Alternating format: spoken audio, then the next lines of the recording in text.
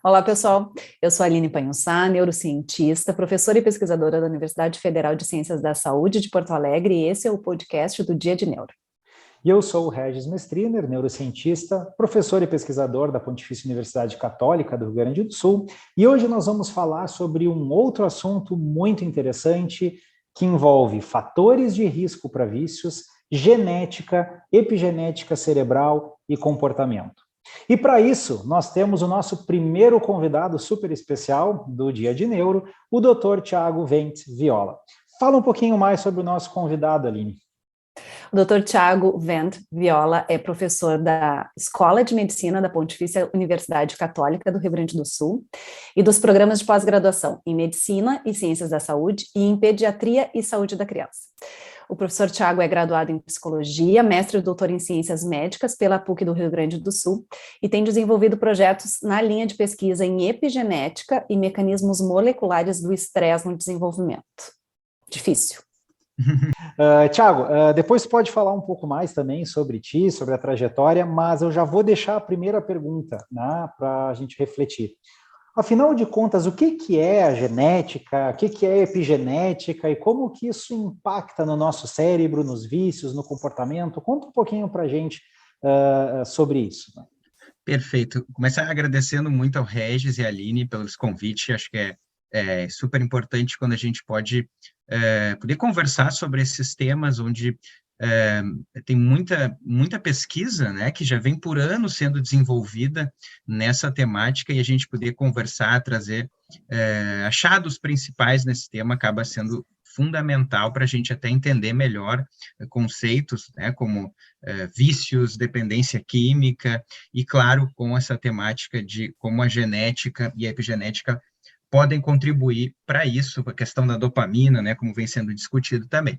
Então, assim, acho que é importante a gente, primeiramente, ter claro, né, de que quando a gente fala de genética, né, e quando a gente pensa na contribuição da genética para transtornos mentais, como a questão da dependência química, a gente está tentando elucidar qual é o papel, né, dos nossos genes, né, que são os blocos fundamentais que a gente tem, né, de desenvolvimento das nossas células, né, que vão depois resultar em algo que a gente possa observar num comportamento, né, de alguém que pode estar fazendo o uso, experimentando, né, substâncias. Então, a gente está falando justamente, né, do nosso DNA, né, do nosso bloco inicial, onde contém as informações para as nossas células conseguirem se organizar, né, e ter funcionalidade nesse contexto inicial biológico, e que depois a gente vê a repercussão do ponto de vista que a gente fala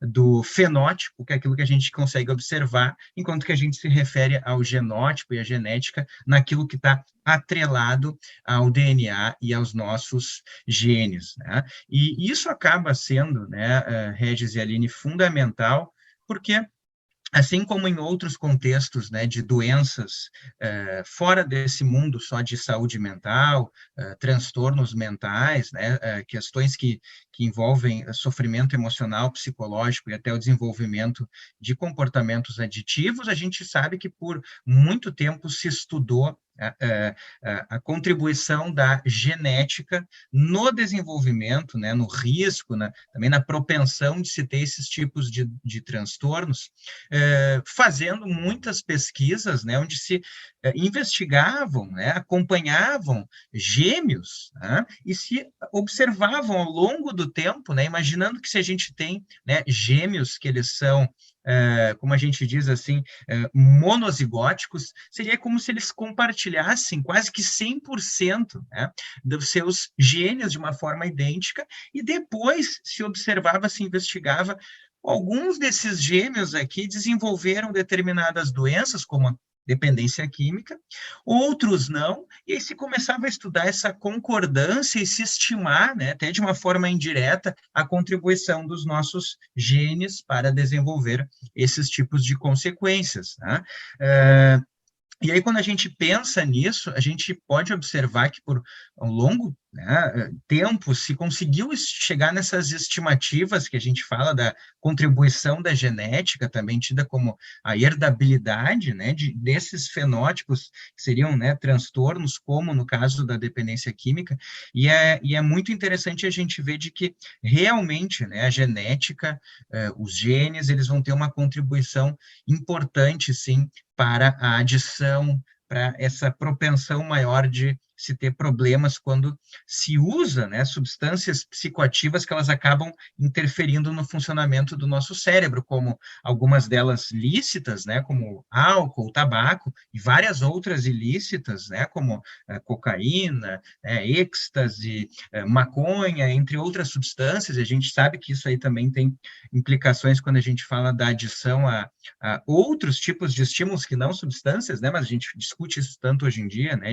de adição a jogos, a mídias, né, entre outros, tá? Então, a gente sabe que tem, sim, a genética tem uma importante contribuição, e a gente pode estimar aí de que em torno, né, de 50% do risco, né, e da explicação do porquê que algumas pessoas vão ter depois problemas com substâncias, desenvolver adições, está sim atrelado aos nossos genes, ou seja, a genética, né, os nossos blocos iniciais de formação das nossas células, de como elas funcionam, como elas trabalham.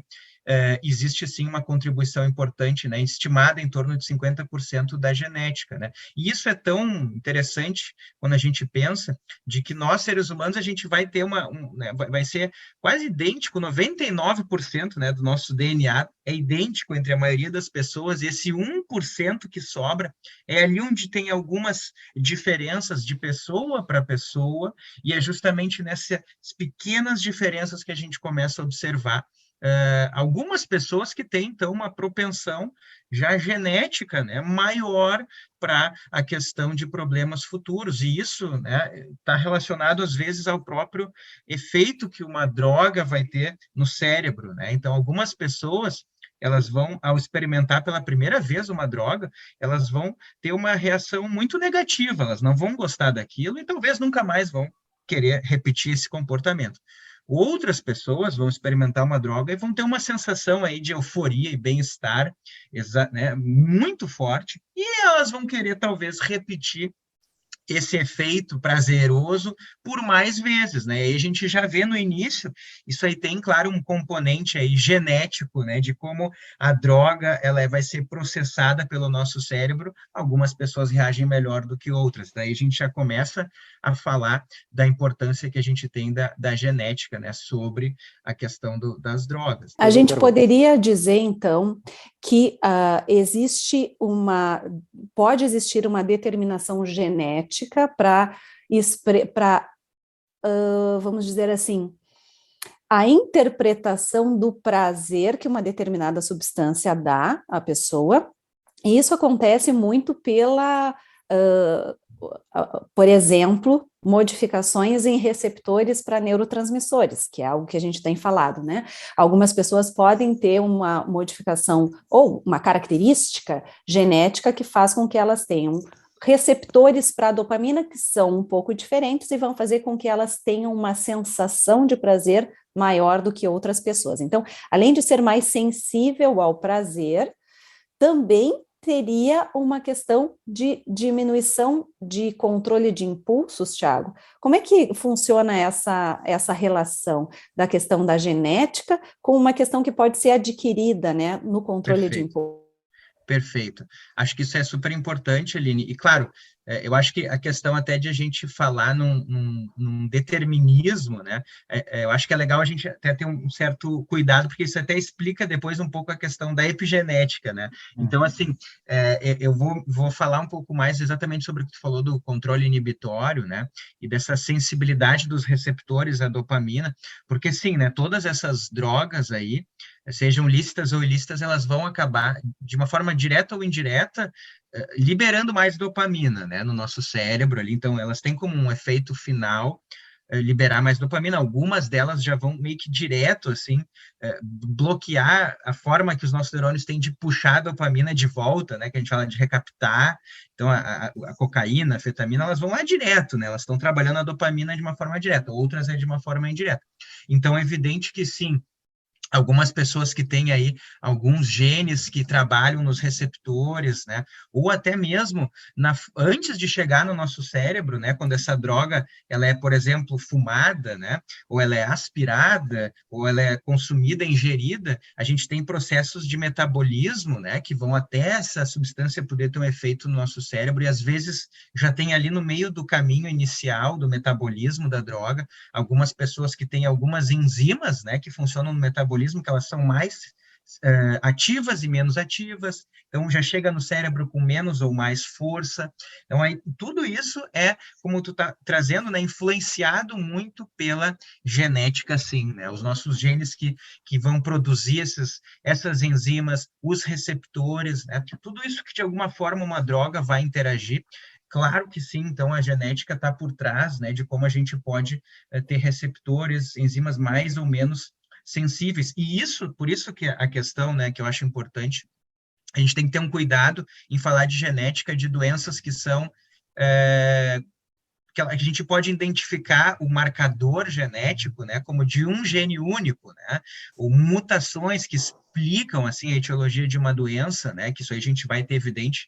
Huntington, né, a gente tem o gene do Huntington, então lá, realmente, se a gente encontra uma alteração no gene do Huntington, bom, aí tu tá quase influenciando muito o diagnóstico, né, da própria doença. Da doença de diferente, Huntington, no caso. exato, é diferente no nosso contexto de dependência química ou transtornos mentais quase que em geral. A gente não tem um gene, né? Nem dois, nem três. A gente não tem marcadores ainda bem claros. O que a gente sabe é que a genética contribui, mas é uma contribuição, são doenças complexas, né? Então são milhares, às vezes, né, de genes que estão com algum nível de contribuição, somando-se aí a outras questões que eu vou falar em seguida da epigenética, e até por isso que é importante que tu está falando, né, Aline, do controle inibitório, porque aí a gente está falando de alguém que pode ser que tenha receptores que são sensíveis à droga, essa pessoa sente um bem-estar, né, a droga foi metabolizada de uma forma que ela chega lá forte para agir no nosso cérebro, mas aí tu tem genes que contribuem para o funcionamento do controle inibitório, que essa pessoa pode experimentar, pode sentir que aquilo faz bem, mas depois de um tempo ela vê, pô, peraí,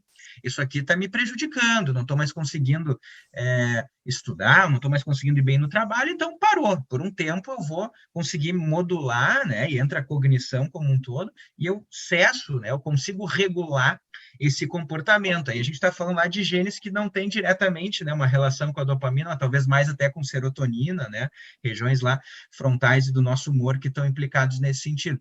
É uma equação complexa e evidente que o controle inibitório vai ser algo aí crítico, né, para desenvolver, né, passar o limiar da pessoa que usou, experimentou, para ela ter um problema, né, com drogas. Então, eu acho que é só importante, antes de passar para uma próxima pergunta, a gente também ter claro isso, né? O problema, né?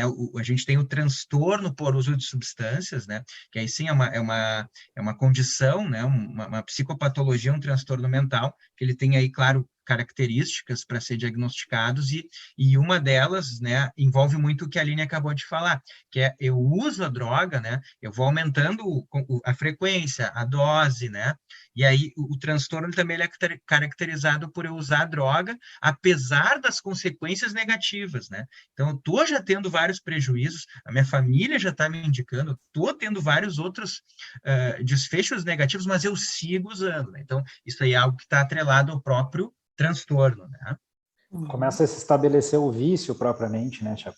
Uma coisa, Tiagão, que eu acho muito legal, e aí talvez a gente possa só contextualizar para também passar para a questão, né? Fala-se muito da genética, mas o que é a tal da epigenética nesse cenário? Que eu acho muito fascinante, que é o seguinte, a gente tem cerca de 10, o cérebro humano, né, ela tem cerca de 10 mil genes que são responsáveis por constituir, né, a nossa estrutura do cérebro, ou seja, deixar o cérebro do jeitinho que ele é, né, com a forma que ele é, as circuitarias principais ali, né, que são pré-determinadas geneticamente. Mas se a gente para pensar, e se a gente faz uma analogia, eu uma vez li um artigo da Suzana Herculano Hausel, né, que ela fazia essa analogia, Se pegarmos um computador, um software qualquer de computador, vários softwares extremamente simples, eles têm menos do que 10 mil linhas de código, né? Ou seja, software, assim, sei lá, muito menos que um Word, né? Ou muito menos do que, um editor de texto qualquer, ele pode eventualmente ter mais do que 10 mil linhas de código. Então é isso, a gente tem uma estruturação genética, né, que ela é importante, que ela dá essa base, como tu bem comentaste, né, e que vai, no caso da dependência, né, responder por praticamente, sei lá, 50%, né, dos casos vão ter uma certa propensão, com uma variação de 1%, né, quase, ou alguma coisa assim de genes. Então, é muito maluco pensar que a partir de uma combinação muito pequena de possibilidades, a gente gera um universo, né, porque o cérebro de cada ser humano, ele tem a sua marca, né, a gente brinca que é o fingerprint, né, a marca da ponta do dedo, como se fosse, né, a gente tem a sua marca própria, a sua impressão própria, a partir realmente de poucos genes. Então, o que faz esse pulo do gato, né? O que será que nos torna tão únicos aí, né? E aí eu acho que tu pode aproveitar esse gancho e nos explicar um pouquinho melhor se a epigenética tem a ver com isso e o que é, né, essa epigenética, né? Perfeito. Acho que esse aí entra bem o tema, né? Que a gente vai falar justamente isso, né? Bom, a gente tem milhares de genes, né, que eles vão ter alguma contribuição para a funcionalidade do nosso cérebro, mas a gente sabe, né, que eles precisam funcionar quase como uma orquestra, né? Então, alguns momentos lá, né, quem está regindo a orquestra vai dizer que determinados músicos precisam tocar, outros têm que parar, né? E em alguns momentos tu não precisa de determinados instrumentos, né? Como tu falou do texto, ele não precisa ser enorme. Então é justamente aí que vem a epigenética, esse conceito, né? Que é aquilo que está acima da genética, acima dos genes, que vem para dar informação para eles quando eles precisam funcionar ou quando eles precisam ficar silenciados, né? Ou quietos, né? É o momento deles trabalhar. Então, a gente pode ter milhares de genes, mas nem sempre a gente precisa que todos eles estejam funcionando ao mesmo tempo, ou até mesmo, né, em alguns tipos de células, a gente pensa no nosso cérebro, né, bom, a gente tem os neurônios, a gente tem as células lá que ajudam os neurônios, né, a glia, a gente sabe que eles vão ter componentes aí diversos, né, que não são iguais, e por isso a gente tem um processo de regular a funcionalidade dos nossos genes, que entra muito na epigenética, né? Que é esse processo aí de que a gente fala assim que até é transmissível, né? É um processo transmissível que a gente tem, aquela informação que regula a genética é transmissível, mas não está diretamente na sequência do DNA, né? Aí que entra a grande diferença. A genética, quando a gente fala dela, a gente está falando da sequência do DNA, né? Das nossas bases, né? E a epigenética, a gente já fala que é algo que está acima disso e vai regulando como os nossos genes vão funcionar, né? Eu gostei da tua analogia, Tiagão, né? Eu acho que para as pessoas entenderem bem, os genes poderiam ser... Vamos pensar, né, nos músicos. Então, a gente tem lá os vários músicos na orquestra, são os nossos genes, né? Mas tem vezes que o violinista lá vai parar de tocar o violino, né? Enfim, o baixista lá vai parar de fazer, né, o acompanhamento dele com o baixo, ou o baterista vai parar porque tem um maestro ali, que seria, então, essa epigenética, dizendo quem agora vai, né, ser ativado ou não. Ou talvez como um time de futebol, né? De repente tem os 11 em campo e tem mais, sei lá, uns 5 ou 6 ou 7 ali no banco de reservas, como se cada um fosse um gene, né? E agora esse vai jogar. Não, agora ele vai sair, né? Então aí o técnico seria mais ou menos a epigenética ligando e desligando, né? Essas pessoas, né? O indicando melhor, né? Acho que aí fica claro para as pessoas entenderem, né, como é que é essa relação, né? Então, exato. E como é que é esse negócio, mais ou menos, assim, de uma forma simples, Thiagão? Claro, eu acho que é assim, né? Se a gente pensa, né, no contexto dessas substâncias, né, psicoativas, essas drogas que podem alterar o nosso funcionamento do cérebro, e até pegando naquilo que já vem sendo discutido aqui, né, no podcast, enfim, da dopamina, né, o que a gente sabe, por exemplo, é que, bom, ao longo do tempo, né, quando as pessoas vão consumindo drogas, isso vai alterando, né, a sensibilidade dos receptores de dopamina, e aí se a gente olhasse, né, onde é que está a epigenética nessa equação, ela está justamente, ela está notando, né, ela está tendo informações nessa célula de que talvez está na hora de eu mudar a forma como esses receptores aqui, eles estão sendo, né, produzidos nessa célula. Talvez, olha, está tendo muita droga que está entrando, eu acho que eu tenho que começar a mudar a forma, o gene do receptor está lá, né? Ele segue igual. Agora, a epigenética vem para dizer, vamos começar a silenciar um pouquinho ele, né? Ou vamos começar a liberar ele o máximo, né? No sentido de tu acompanhar o ritmo da célula, entender a informação que a célula está pegando, né? De uma forma dinâmica. Então, justamente aí que entra a epigenética. E aí, como tu falou, né? Mas o que que ela é, né? Mas o que que é essa forma de regular os nossos genes? Nada mais é, né, Regis, do que são componentes químicos, né, que a nossa célula tem, e que eles estão lá para nos ajudar justamente, eles vão largando marcas, né, químicas no nosso DNA, né, o mais conhecido acaba sendo esse processo aí de metilar, né, o DNA, então é realmente, né, um processo químico que vai largando marcas, informações que a célula vai entendendo, aqui eu acho que é melhor eu não chegar perto por um tempo, né, acho que isso aqui tem que deixar de lado, em outro momento, quem sabe, eu volto aqui, né? E isso aí tem a forma também como o nosso próprio cromossomo, né, onde está o nosso DNA, como ele, se ele está muito aberto, se ele está muito condensado, então, às vezes, quando ele está muito fechado, ele está dando uma informação de que, olha, agora eu não quero que ninguém venha aqui pegar e produzir algo, né, eu estou fechado, fechei minha porta, ou eu estou aberto, né, e aí todo mundo pode vir aqui, a gente conversa e produz aí algo para a célula. Mas justamente como os nossos genes, eles vão acabar se fechando, se abrindo, né, então tem informações químicas que vão dando esse processo de regular o que está por trás, né? Que começa tudo na nossa sequência do DNA, mas nem tudo se explica só ali, né? E aí eu acho que isso é bacana, né? Pensando no nosso tema, assim, né, de dependência química, porque o bacana da epigenética é de que são processos que eles são sensíveis ao ambiente, né, seja na célula, né, como pode ser, bom, tá chegando um monte de dopamina aqui, a célula tá começando a entender que ela tem que mudar o funcionamento, ou até no ambiente macro, né, que a gente está falando, seja o indivíduo que tem milhões de células aqui, e ele agora está num contexto de onde ele está passando por uma dificuldade muito grave, né? Então o indivíduo, né, digamos que passou por um divórcio que não foi bem resolvido e ele já anteriormente lá na adolescência teve um período lá que ele usou bastante maconha e bebeu muito álcool, né? E agora ele teve esse divórcio difícil aí, um estresse que está gerando na vida dele que não está se resolvendo de uma forma simples assim, e esse estresse, né, ele começa a dar informações para o nosso cérebro de que, bom, quem sabe eu não poderia aliviar um pouco esse sofrimento com aquelas coisas que eu já usei lá no passado, né? Quem sabe eu não volto a retomar o uso daquelas drogas, porque, né, pode me ajudar, né, a aliviar esse sofrimento.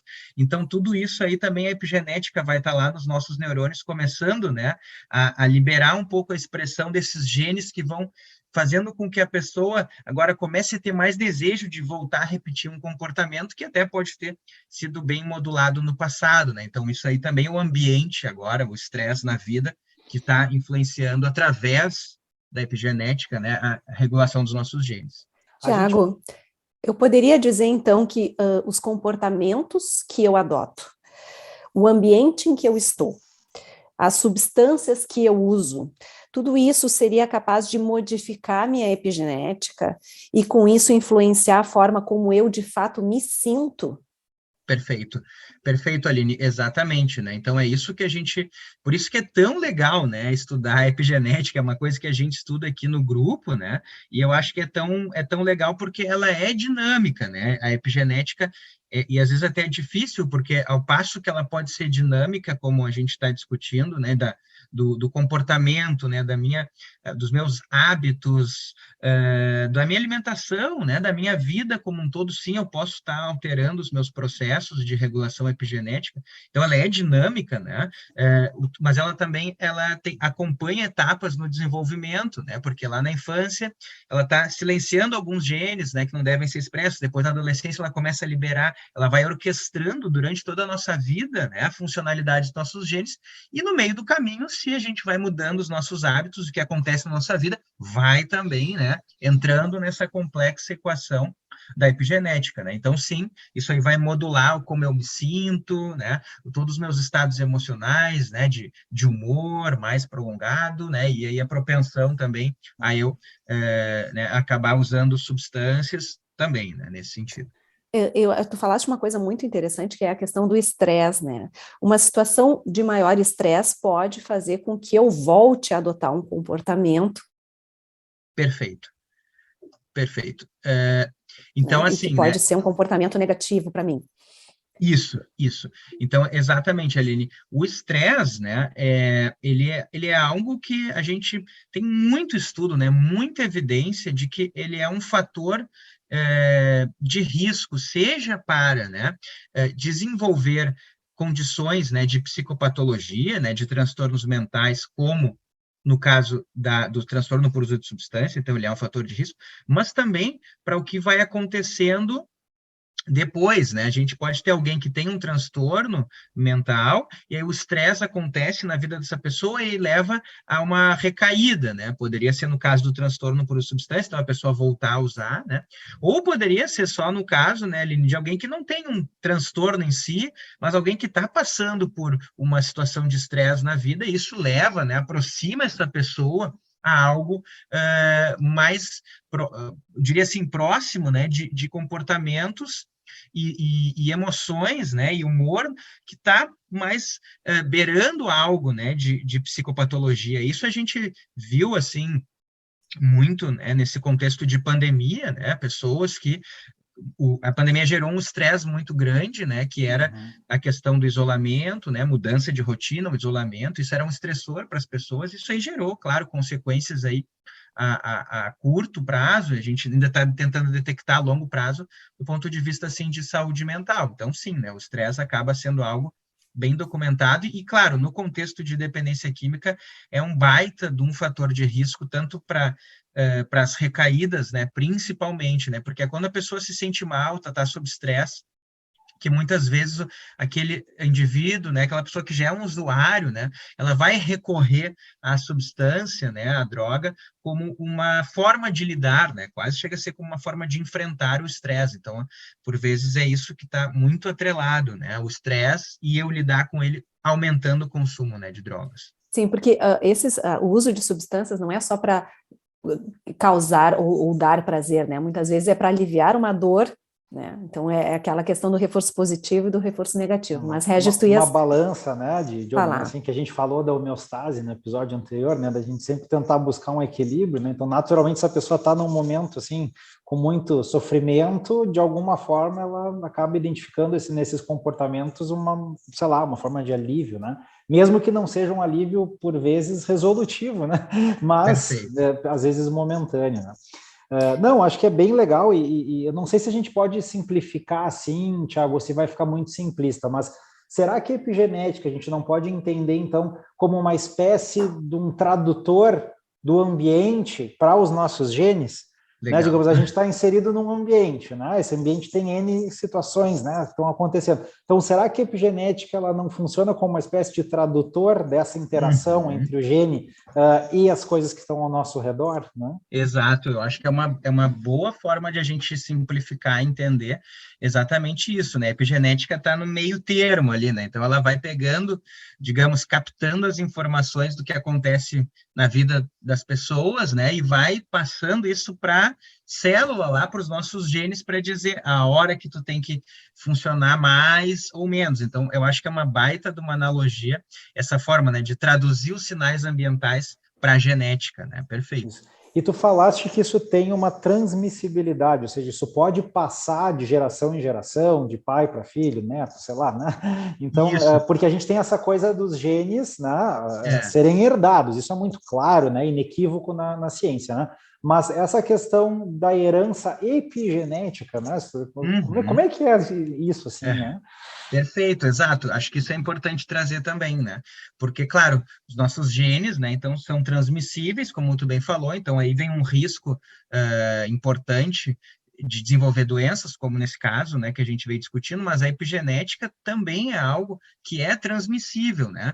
E até no próprio nos primórdios assim do estudo, né, da epigenética, isso tudo começa mais por uma ideia de saber assim, bom, a gente tem vários tipos de células no nosso organismo, né? Até se a gente olha para o cérebro, temos neurônios, temos glia, né? Mas todos eles são originados da mesma sequência de DNA, que ela é idêntica dentro do mesmo organismo, né? Já a epigenética vem para regir a orquestra e dizer, tu vai virar um neurônio, então tu vai trabalhar dessa forma, os genes, tu vira uma célula diferente, é de outra forma. Só que, claro, né, a gente sabe que as células tendem a se reproduzir, né? Não até no caso dos neurônios, né? Eles até funcionam de uma forma diferente, mas várias outras células do nosso corpo, elas vão ficar reproduzindo, né, ao longo da nossa vida. E essa forma de regular como cada célula vai seguir sendo daquela família, né? Uma nova célula que vem origem, né? Uma célula lá do nosso sistema imunológico, né? Acabou de ser gerada, ela já sai com informações de como os seus genes devem funcionar. Então, a epigenética ela é transmissível dentro do nosso ciclo vital de um indivíduo, e parte desse código, assim, epigenômico que a gente diz, né? Ele é transmissível também, né, para a próxima geração. Né? Então, isso aí já está... Aí a gente já tem situações, né, estudos que são bem mais complexos de serem feitos, principalmente com seres humanos, né? A gente tem evidências de que isso acontece, está bem documentado em outras espécies, mas nesse contexto até assim de saúde mental e essa herança epigenética, a gente ainda precisa de mais estudos, mas é evidente que isso também está acontecendo, né, Regis? Como a informação epigenética vai regular depois, posteriormente, isso também tem uma parcela de herança. É bastante plausível, né, de pensar que isso provavelmente ocorra, né, com seres humanos. Mas como tu bem disseste, né, como a pessoa ela está muitas vezes, sei lá, alguém que é filho de uma pessoa que faz abuso de substância, né?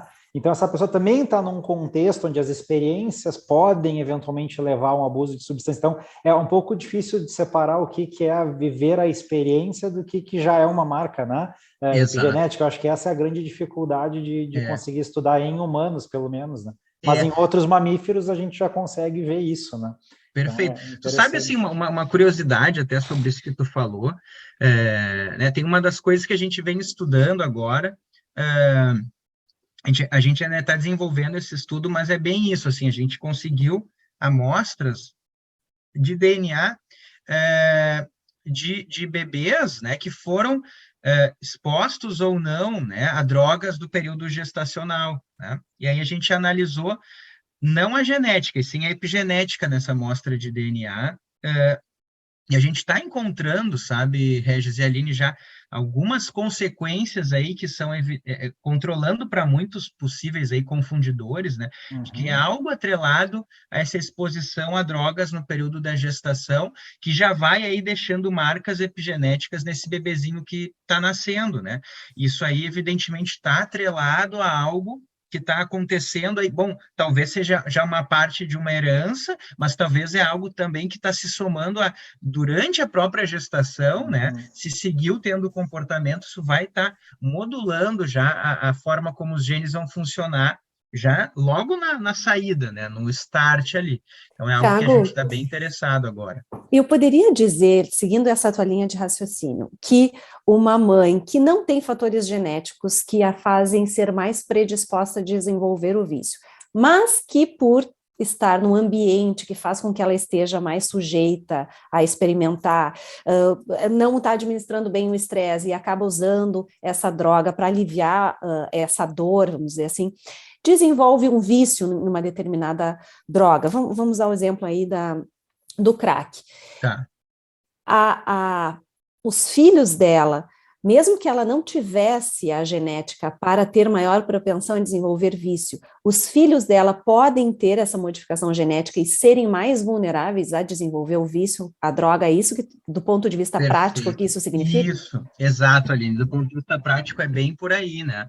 Então é justamente isso, talvez, né, não tenha nenhum risco genético, né, que está atrelado puramente aos genes, né, de desenvolver um vício, mas sim uma somatória de experiências ambientais, que pode ser já a questão, né, da exposição ao crack na gestação, né, se somando aí, claro, se a gente começa a aumentar a nossa lupa, né, a gente sai só da questão da droga, essa mãe, né, se ela usa crack, a gente sabe que o vício ao crack, né, o transtorno por uso de crack, ele é algo que, quando ele se desenvolve, ele é de difícil tratamento e tem muitas recaídas, né? Por vezes essas mães podem precisar de um tratamento, né, de hospitalar, então elas vão ficar um período, né, afastado desses filhos, e é isso aí, esses filhos ficam com quem nesse período? A gente já começa a ampliar para vários outros fatores que são ambientais e não são genéticos, né? E questões de negligência, né, de deprivação, somando-se a vários outros fatores de risco ambiental, que tudo isso vai deixando essa criança que está recém nos primeiros anos de vida já mais vulnerável depois, quando ela chegar, por exemplo, na adolescência, que é quando a experimentação dessas drogas começam a acontecer com mais frequência, ela já está mais sensível, né? E talvez não é algo genético, e sim é um risco ambiental que foi somando, né? Acho que é bem interessante, né, Tiago, a gente pensar dessa forma, porque é isso, né? Nós, às vezes, os seres humanos tendem a buscar informações ou explicações em cima de um único fenômeno, né? Uma coisa meio determinista, assim, se tem o gene X, então a pessoa vai ser assim, né?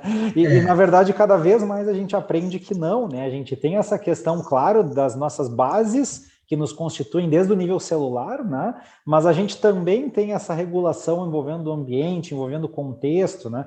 E acho que é por isso que é tão difícil, às vezes, quebrar o ciclo, né? Se a gente tem essa questão, como tu bem disseste, as células elas estão sendo programadas tanto genética quanto epigeneticamente para se comportar de uma forma. Aquilo reflete para um organismo também que acaba adotando determinados comportamentos, né? E isso vai passando. É difícil da gente conseguir quebrar esse ciclo, né? É como se fosse um ciclo que vai se retroalimentando, e aí quanto mais vulnerabilidade social a gente tem, né, mais difícil fica da sociedade encontrar formas de ajudar também, né, essas pessoas a saírem das situações de vício, das situações de vulnerabilidade, né? Perfeito, mas eu acho que assim, né, bem pegando sobre isso, né, Regis, assim, antigamente a gente tinha esse conceito, assim, quase que como uma dicotomia, né, natureza ou criação, né, ou é um ou é o outro, né, é algo que vem antigo, né, hoje em dia a gente já sabe que é natureza e criação, né, então, porque a gente sabe que a epigenética influencia, digamos, a natureza que se refere mais aos genes, né, então a gente não pode ter essa visão simplista mais, né, a gente sabe que é mais complexo, e quando a gente pensa nesse ciclo, sim, a gente já, nós aqui, outros, né, grupos já tem isso bem documentado, né, de que esse ciclo, assim, né, esse risco, às vezes, dos vícios, eles surgem, tem contribuição genética, claro, mas a gente fala de toda esse mapa de fatores de risco ambientais que vão acontecendo já no início da vida, e aí, saindo só do lado do risco, né, do negativo, a gente já vai ter outros estudos que vão olhar para, bom, se a gente pode intervir, né, é difícil, né, mas se a gente pode intervir, o que a gente vai dizer é o quanto mais cedo isso puder acontecer, é melhor, porque a gente está vendo que é algo nos vícios, né, no transtorno por uso de substância, é algo que já, evidente que talvez isso vai ser diagnosticado e realmente, assim, do ponto de vista clínico, vai ser lá na adolescência, mas tem uma trajetória de vida que começa na infância, que está contribuindo já nesse sentido. Então, assim, tem programas que se mostram, assim, né, comunitários, de atividades, imaginando, né, em comunidades que têm um risco maior, né, para esses fatores ambientais, programas de acompanhamento das crianças depois do período escolar, até atividade física, né, tem programas que mostram isso. Tudo isso tu já começa a ter sutilmente, né, formas de começar a diminuir um pouco, né, esse risco ambiental através, né, de programas comunitários. Então, isso já está documentado. Até a própria questão que a gente faz aqui, né, educar sobre o quanto que a gente não tem como saber, né, na primeira vez que vai experimentar uma droga, se a gente é um desses indivíduos que é mais sensível ou não. A gente não tem como saber, né? Então, a gente tem que saber do risco que existe, né, nesse tipo de comportamento. E quanto mais tarde, né, Regis, quanto mais tarde isso acontece, a gente tem mecanismos, né, fisiológicos cerebrais do controle inibitório, que nem ele falou, que são mais desenvolvidos para a gente conseguir regular o comportamento. Agora, quanto mais cedo isso acontece, piores são as chances, né? Sim, de reversão. Tiago, então, assim, para a gente se encaminhar para o final, deixa eu ver se eu consigo resumir um pouco o que tu falaste, que agora, por último, acho que são coisas bem importantes. Embora existe essa possibilidade de geneticamente ser mais vulnerável, é um conjunto de genética e ambiente. O ambiente é muito determinante nisso, né? Então, uma criança que tem experiências emocionais negativas, né, ou um adulto que teve experiências emocionais negativas na infância, talvez relacionadas a essa mãe que usava drogas, pode ser um adulto que tenha mais propensão a desenvolver vício. Isso pode ter relação com a epigenética ou não, pode ser uma questão só de ambiente. Assim como esse adulto que teve uma infância mais difícil, vamos dizer assim, pode ter um apego mais inseguro, pode ser um adulto mais impulsivo, pode ter uma pior regulação emocional, uma pior capacidade de se autorregular, e com isso pode estar mais vulnerável ao estresse e pode fazer uso de drogas de abuso e cair nesse comportamento de forma indesejável. Tu falaste da questão da adolescência, né, como um momento que é crítico para experimentar drogas e na qual o cérebro ainda não está desenvolvido para controlar bem esses impulsos, né? Então, acho que como mensagem, assim, acho que seria legal a gente deixar também que os adultos que já estão com o cérebro bem amadurecido precisam controlar o que esses adolescentes experimentam, não só em termos de substâncias ou drogas de abuso, mas comportamentos de uma forma geral, para ajudar eles nessa autorregulação e evitar que, eventualmente, eles caiam num comportamento de vício que talvez sejam mais vulneráveis ou talvez o ambiente esteja deixando eles mais vulneráveis para isso. Seria isso? Perfeito, Aline. Acho que isso é fundamental, né? Esse fechamento com essa ideia, porque sim, né? A gente sabe de que, bom, a adolescência é o período mais crítico da incidência, né? De onde surgem essas psicopatologias em geral e a dependência química, né? O transtorno por uso de substância é mais uma delas, né? Que durante a adolescência é um período de alta vulnerabilidade, muito, né? Pelo que tu trouxe, de que a gente tem aí uma circuitaria no nosso cérebro de prazer, né? Que ela já está muito mais madura na adolescência, né? Onde a gente vê a busca por novidade, a impulsividade, né, a busca por prazer, e aí nisso existe, né, a experimentação das drogas, ao passo que a nossa circuitaria cerebral de controle cognitivo e emocional, ela ainda não está madura o suficiente, ela não acompanha essa curva, né? A curva de desenvolvimento dela é posterior, ela vai finalizar lá no início da vida adulta, né? E aí, essa distinção que a gente tem é ali onde abre essa janela de vulnerabilidade para desenvolver problemas com o uso de drogas. Então, se os adultos, né, que como tu bem colocou, já têm maturidade, né, suficiente, eles precisam, né, estar próximos, no caso agora vamos pensar no contexto familiar dos seus filhos, pois eles têm, né, a vivência, né, e toda outra capacidade para ajudar a estar próximo e identificar situações, né, seja de experimentação de drogas na adolescência de uma forma precoce, mas eu acho mais do que isso, Aline. Os problemas com o uso de drogas, eles estão muito, mas fortemente associados com outros transtornos mentais, né? Então, é muito forte a associação. Então, assim, a depressão, né, a ansiedade, outras manifestações psicopatológicas, elas são fortemente associadas com os problemas com o uso de drogas. Então, assim, se no caso, né, do meu filho, ele já vem dando indicativos de que ele está com algum sofrimento psicológico mais acentuado, e agora eu sei que ele está fazendo uso de alguma droga de abuso, aí é um grande sinal de alerta, né? Porque uma coisa pode impulsionar a outra, seja pelo mecanismo, né, que a gente falou, às vezes, de enfrentar o sofrimento com a droga, né, ela acaba sendo um recurso, mas porque realmente, né, essa associação entre transtornos mentais, de uma forma geral, com problemas com o uso de drogas é muito forte, né? Então, quando tem um, aí a chance de desenvolver o outro também é importante, né? Então, é mais digamos assim, né, um fator na nossa equação que a gente vem discutindo que é importante, né, de se estar alerta. Isso aí. Muito bem, acho que resumiu muito bem. Não sei se, Regis, tu queres fazer mais alguma pergunta, a gente pode se Nossa, encaminhar. eu acho que é uma baita aula aí, Tiagão. Acho que obrigado, né? Aprendi muito, né, contigo hoje também. E acho que essa é uma mensagem, né, de que a gente tem todos esses fatores que foram colocados atuando, a gente tem que estar atento e quando existe a possibilidade, como tu bem colocaste agora, a gente começa a identificar algum risco, né, bom, de talvez encaminhar, né, essa pessoa para algum serviço, né? A gente tem pelo SUS, aí tem os CAPs, né, que auxiliam na dependência química, ou se a pessoa tem algum plano privado, bom, procurar um profissional da área de saúde mental. Acho que não dá para enfrentar sozinho, né? Um pai, uma mãe, né, que tem essa responsabilidade muitas vezes de estar ali vendo o adolescente na iminência, né, desse risco, bom, não ficar sozinho, né, buscar esse apoio. E também, né, talvez dar esse episódio desse podcast para o adolescente escutar, que embora a circuitaria, e que ele vai ficar bravo, que a gente está dizendo que a circuitaria né, de controle inibitório não está bem formada, ele vai dizer, não, porque não é comigo, não é assim, mas o adolescente, ele também tem condições, quando ele se abre, né, para tentar escutar alguma coisa, e se aquilo fizer sentido para ele, ele vai entender.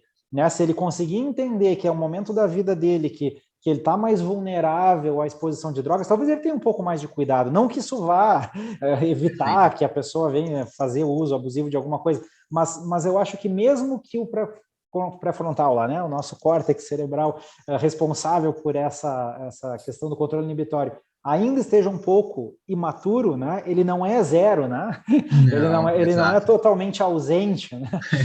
Então acho que é importante esse diálogo, né? Carinhoso, esse diálogo com acolhida também, porque muitas vezes a gente vê nas famílias que o pai e a mãe preocupados, estressados com aquele risco que está sendo observado, vai lá e dá uma porrada, né? Chega lá e, pô, tu não pode fazer isso, porque não sei o que. E isso acaba gerando, de certa forma, um fechamento ainda maior, né, às vezes, desse adolescente para poder escutar e entender o que está acontecendo com o cérebro dele, para que ele possa ser protagonista do seu cérebro, né? Então, eu acho que vale a pena essa educação, né? Esse conhecimento da neurociência ajuda as pessoas a também conseguirem tocar mais aquelas pessoas que estão precisando de ajuda, sempre com muito carinho, né? Sempre com muito amor, né? Que as coisas elas vão sendo facilitadas. Né? Então, brigadão mesmo, Thiago, pelo teu tempo, pela tua exposição, por essa baita aula aí que tu trouxe, e certamente o pessoal vai gostar muito, né? Aline. Thiago, muito obrigada mais uma vez pela tua disponibilidade, foi excelente, adorei a conversa. Eu agradeço muito também, acho que é sempre importante a gente poder falar desses temas e estou achando muito legal, assim, a proposta, né, do podcast, assim, muito grato mesmo pelo convite. Tá certo. Maravilha, Tiagão. Então, um abração para vocês, a gente se vê no nosso próximo episódio. Um abraço, pessoal, até mais. Tchau. Tchau.